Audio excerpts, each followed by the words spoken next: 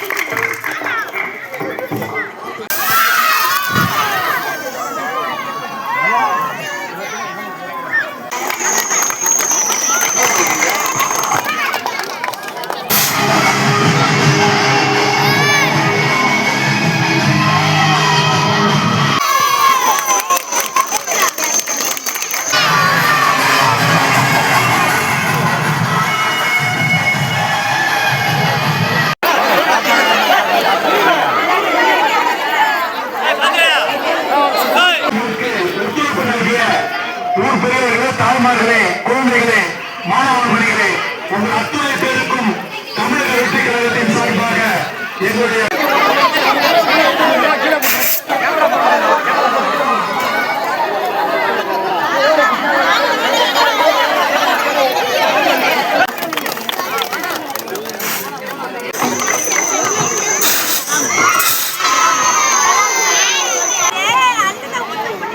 மக்கள் விரும்பும் முதல்வர் வேட்பாளர் உங்கள் விஜய் அவர்களின் ஆதரவாக